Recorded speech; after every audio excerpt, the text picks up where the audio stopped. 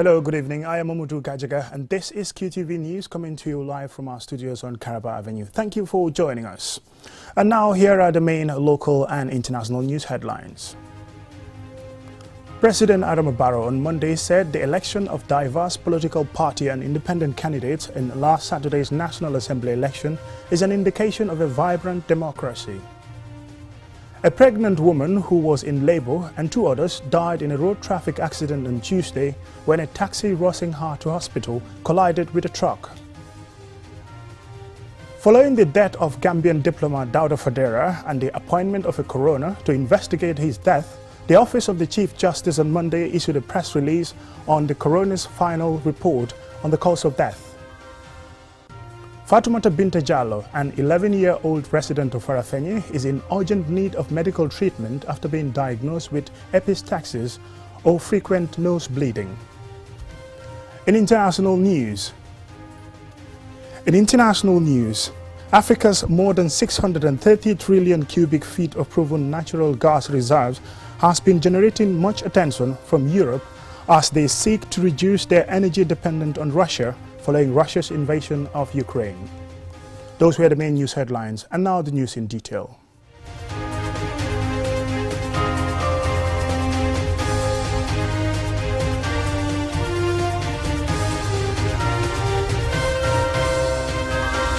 Welcome and thank you very much for joining us. This is QTV News. President Barrow on Monday said the election of diverse political party and independent candidates from different political backgrounds in last Saturday's National Assembly election is an indication of vibrant democracy. Alusise has the rest of the details. In a televised address to the nation 2 days after Gambians voted in what turned out to be a low-turnout parliamentary election on 9th April 2022, President Adama Barrow congratulates Gambians on what he described as a successful and peaceful conclusion of the election. The National Assembly election was keenly contested by 246 candidates from 12 political parties and independent candidates across 53 constituencies. The election of diverse political party representatives and independent candidates from different backgrounds is an indication of a vibrant democracy. Yet again, Gambians have fulfilled a vital constitutional mandate in an amicable manner, thus demonstrating that our democracy is thriving. The final results, as announced by the chairman of the Independent Electoral Commission, shows the President's Party, the National People's Party, won 18 constituencies, followed by the United Democratic Party that won 15 constituencies. The National Reconciliation Party won 4, while PDOIS and APRC grabbed 2 each. Independent candidates won in 12 constituencies. The Gambia Democratic Congress Party, the Gambia Moral Congress Party, All People's Party, People's Progressive Party, Gambia for All Party, Citizens Alliance, and National Unity Party all failed to secure a win. President Barrow said the outcome of the election is another test of the credibility and viability of the Gambia's institutions and the mechanisms and processes which is strongly determined to safeguard and strengthen. The Gambia's president, who was re-elected in December 2021 for another 5 years, calls for a united force for the betterment of the people. Ladies and gentlemen, based on party affiliation and trust for some independent candidates, Gambians have duly elected their representatives. Nonetheless, we expect all the successful candidates to work together as a legislative body to promote and serve the national interests. He called on all to continue to nurture the democracy, protect all rights, and respect the freedom of association and speech as required by law. Now that the election is gone, President Barrow reminds Gambians that they are duty-bound to unite and serve the country as one people. Ladies and gentlemen, I expect all Gambians and non-Gambians alike to realize that these are challenging times. This is a period when global politics and instability continue to impact negatively on our local context. We must be ready, therefore, to take up the challenge of working harder, redelegating ourselves to duty, and committing enough time and resources to serve the nation, both in the public and private sectors. We are blessed with a youthful population and should explore and utilize its potential to the fullest. He concluded by reassuring all Gambians and international community, regardless of the results of the election, that the affairs of the country and the welfare of every Gambian and resident will remain central in his concerns and focus. Reporting for QTV News, I am Aliou Cisse. The Gambia has a shocking record of road traffic accidents. In one of the latest incidents, a pregnant woman who was in labor and 2 others died in a road traffic accident on Tuesday when a taxi rushing her to hospital collided with a truck. 3 others sustained injuries. More in this report by Ansumane Sonyasi. The tragic road accident happened at Munyagen village in the Jokari constituency. The heartbreaking event is said to have occurred after a taxi carrying the pregnant woman and her mother-in-law collided with a truck loaded with food items. This incident, which is one of several accidents reported in the last week, has left many asking what can be done to reduce the current spate of road traffic accidents in the Gambia. Ranked 4th on the last global survey on road traffic accidents in 2019, the Gambia is still grappling with what seems to be an unending series of road traffic fatalities. Almost every week, here at QTV, we receive reports of tragic road accidents. No one is aware of any serious efforts being made to curb the prevalence of these crashes that continue to claim lives at an alarming rate. Last year, Dr. Keba Marena of the AFSTH raised concern at the high number of accidents and gave us disturbing statistics on the number of road traffic accident-related emergencies at one hospital. Initiatives such as Operation Clear the Roads and the increased presence of traffic police officers on the roads, amongst others, were meant to help minimize accidents. However, this has not been the case. Many factors have been cited as reasons for these accidents, including poor road conditions, the use of non-roadworthy vehicles, unqualified drivers, as well as teenage joyriders who engage in what is one of the most dangerous activities. About a fortnight ago, it was widely reported that the owner of a lorry, which toppled over, killing 4 people, was only handed a fine of $5,000 for allowing an unfit vehicle on the road. The Ministry of Transport, the police and the General Transport Union have in the past held a series of media engagements to create public awareness on the causes of road traffic accidents. However, many believe more must be done, especially in enforcing traffic offence laws. In an interview with QTV, the president of the Gambia General Transport Union, Omar Cisse, called for collective effort to address road traffic accidents. Every year, country like Gambia, we lose more than 100 people and daily in a lot of road accident. I think that is alarming. So we are counting over 700 to 800 accidents annually. So I think that is a good sign. Gambia ranks 4th in worldwide according to WHO. So, but we need to have a political will. You know, to road safety is costly. You need to invest on it. But the current situation also about our road network, about our insurance of driver license, you know, our vehicle conditions, you know, behaviors. Cisse added that to minimize accidents, government needs to establish an office that will specifically deal with road traffic issues and create a clear policy on what needs to be done to help address the root causes of accidents. Because today we are talking about road safety. Who are the lead agencies here? Police, ministry, NRA, which is which? So for me, we recommended the government to introduce road safety agency. It is a fact that in many countries, road traffic accidents are the leading cause of death among those aged 5 to 29, and it is a growing problem in many developing and developed countries. However, the alarming rate of deaths in the Gambia has raised concern and even suggestions for a national debate which will produce decisive action over the issue. The attitude of some drivers, illicit drug use and speeding are also among the factors. Comprehensive action is needed to help address road traffic accidents in the Gambia, as a nation of this size should not be recording these shameful statistics.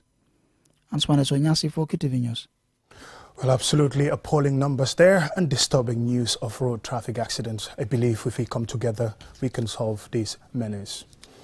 Following the death of Gambian diplomat Dauda Fadera and the appointment of a coroner to investigate his death, the Office of the Chief Justice on Monday issued a press release on the coroner's final report on the cause of death. Lole M. Camara has the rest of that story.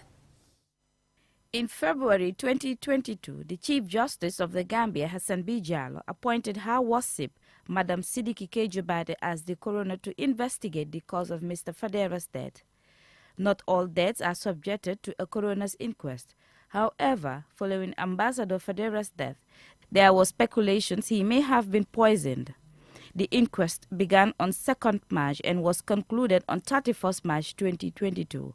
According to the report, the coroner examined 10 witnesses, including the pathologist and staff of the hospital, an independent medical expert, as well as family members of the deceased. The coroner's report concluded that the deceased died due to an infection following surgery performed on him at a hospital.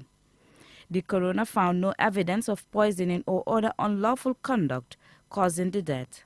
The report has been forwarded to the Attorney General and to the medical authorities. Dauda Fadera was born in Kiang Nema in Lower River Region and attended Muslim High School, graduating in the mid-1980s. He studied Human Resource Management at Forest Bay College, University of the Sierra Leone at the undergraduate level and proceeded to do a master's degree in the United Kingdom. Mr. Fadera worked at the Ministry of Tourism, where he eventually became permanent secretary, a position he relocated to the Personal Management Office, where he stayed until 2017. He was then appointed Secretary General and head of the Civil Service, a position he held until 2019, when he was deployed to the diplomatic mission as ambassador to the United States. The late Ambassador Fadera then served as Gambian ambassador to the United States of America until his death on Sunday, 28 February 2022, at the Edward Francis Moore Teaching Hospital in Banjo, at the age of 54. May Allah bless him in Jannah. For QTV News, Lolly M. Kamara.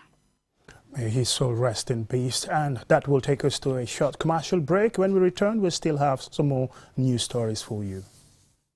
Looking for the fastest and easiest way to receive money transfers from abroad? Well, QMoney and RIA just made it happen. Now you can receive international money transfer from RIA directly into your QMoney account with no additional cost. Once you receive an SMS alert about your transfer, walk into any QMoney agent across the country to receive your payment for free or use the money immediately to buy credit, QPower and other QMoney services. It's fast, safe and convenient. For more info, call customer care on 133. QMoney, Sinu Calpe. Terms and conditions apply. Your favorite QCell service has gotten bigger. eFunkanta. Now you can loan bigger credit amounts to make life easier for you. Loan $75C and $100C and pay later. Yes, you heard me right. Get credit loan from $10C to $100C using eFunkanta by dialing *393#. Anytime you run out of credit, whether you want to buy QPower, browse the internet, make urgent calls, or send SMS. eFunkanta is the service for you. Dial *393# and choose the loan amount of your choice with no hassle. For more information, call our customer care on 111. QCell, Sunyabus, the pioneers of mobile loan service in the Gambia. We innovate, others follow. Terms and conditions apply.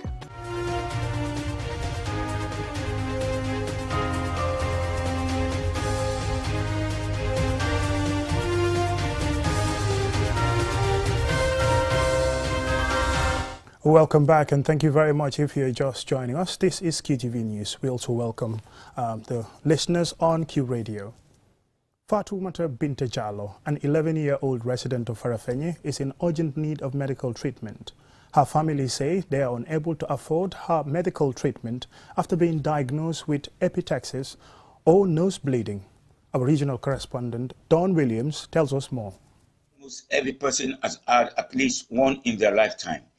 They are usually caused by dry ear or nose picking. Fatmata's condition is serious. She quits a Quranic school when her parents discovered that she has epistaxis and her body started deteriorating. Aisatus Jallo, Fatmata's mother, explains how it started and appeals for support.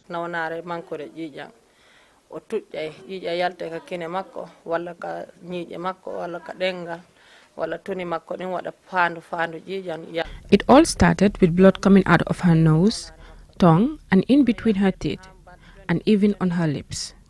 When we took her to the hospital, she was diagnosed with low blood pressure. Her blood group is not easy to get, and the few family members with the same blood type have already donated to her. But her situation is not getting any better. We have been to Farafenni General Hospital and Banjul, where several lab tests have been conducted, but no one has shown that she has sickle cell. Her blood count is extremely low. In Dakar, we were informed that her sickness could not be treated in Africa. That is why we are seeking assistance to take her abroad for treatment.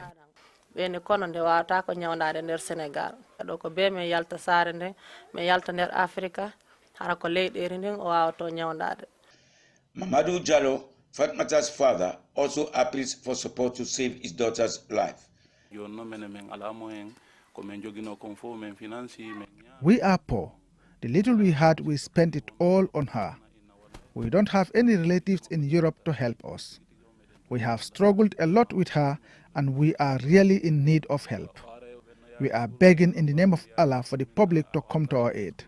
Sometimes she will tell me, "Father, I want to go to school." But I will tell her that she cannot go to school because she is not well, and that makes her cry. She does not want her contemporaries to be at school while she is at home. She is very intelligent, but the sickness is a big challenge for her education. Every month, we have to donate blood to her, and it is very difficult to get her blood type. We are appealing for help for Allah's sake. I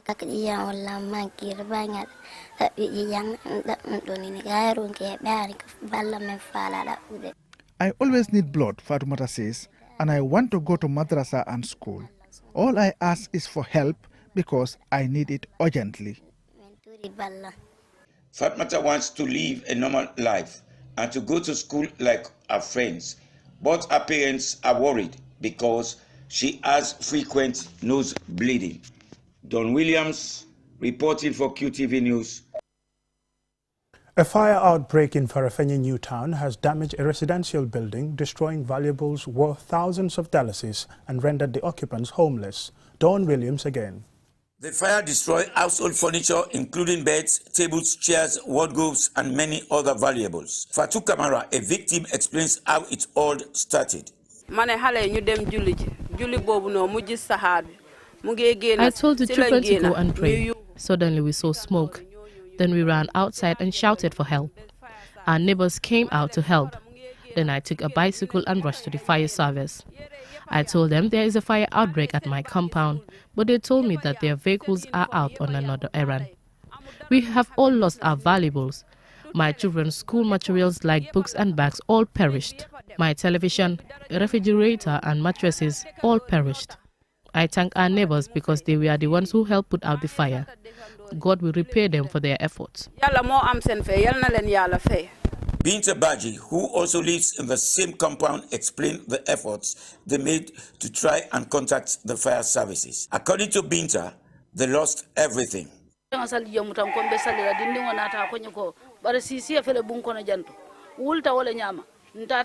I performed ablution and was about to pray. Then the children told me that there is smoke in the house. I rushed out and asked for the keys but couldn't find them. I told one boy to break down the door, which he did. People started shouting and came out to help. If not for our neighbors, it could have been worse. Binta Tunkara, an eyewitness, told us more.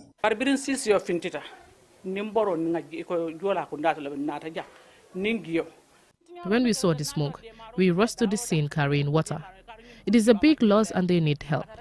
The owner of the other house is not here. He is sick and has traveled. We are calling on the government and philanthropists to help these people. Joseph Francis Mendy, the Assistant Chief Fire Officer in charge of Bara, Farafenni, Soma and Bansang fire stations, refuted the claims that their fire engine had a breakdown at the time the incident happened. Mr. Mendy says the fire truck was attending to another emergency at the time of the fire incident. The affected families desperately need support, especially in this month of Ramadan. Don Williams reporting for QTV News from Farafenni. That report by Don Williams takes us to international news.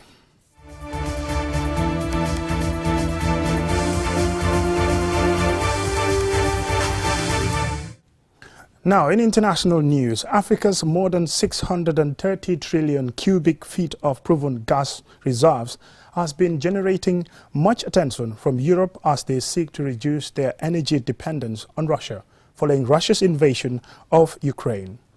As one newspaper headline put it, could Africa become Europe's next gas station? Here is Mamadou Mboj with this story. In 2020, according to one report, Europe, including Turkey, imported about 185 billion cubic meters of Russian gas, which equates to about 36% of Europe's total gas demand. And Ukraine is an important conduit for transporting the gas from Russia to Western Europe.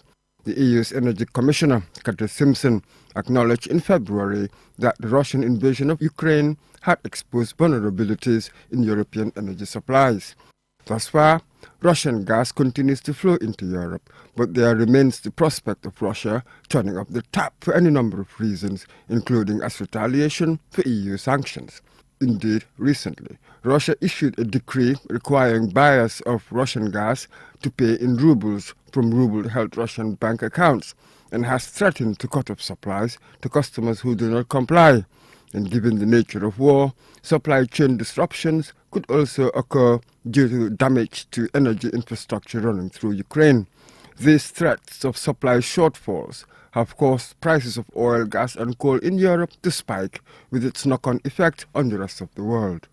The crisis has prompted the EU to review its carbon phase-out and renewable energy policies.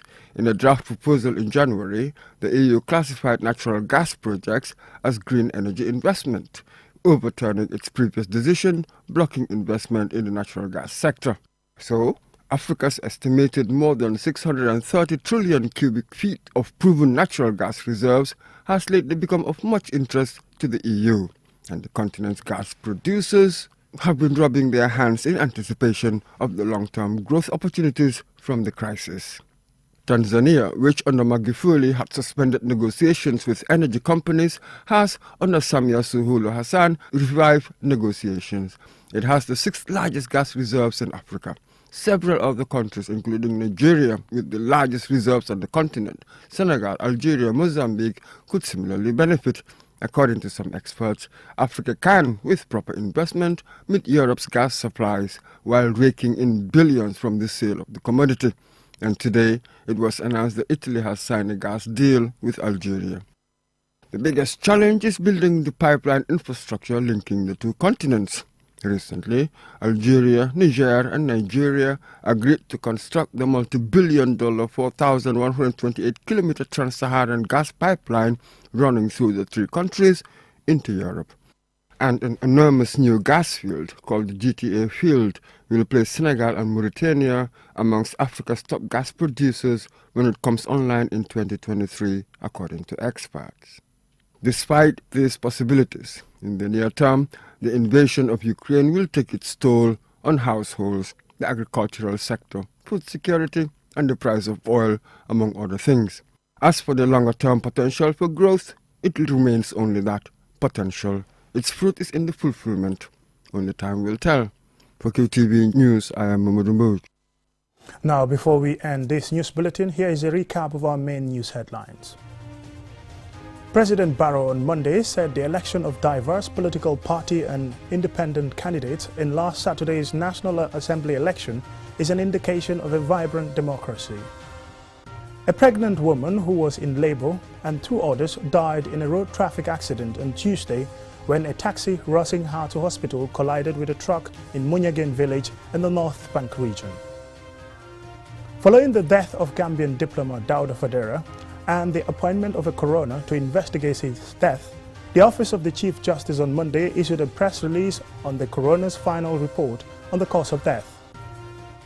Fatoumata Binta Jallo, an 11-year-old resident of Farafenni, is in urgent need of medical treatment after being diagnosed with epistaxis or nose bleeding. In international news, Africa's more than 630 trillion cubic feet of proven natural gas reserve has been generating much attention from Europe as they seek to reduce their energy dependence on Russia following Russia's invasion of Ukraine. That's all we have time for you in this edition of the news. Thank you very much for watching. Join us tomorrow for more news and have a pleasant night. Bye.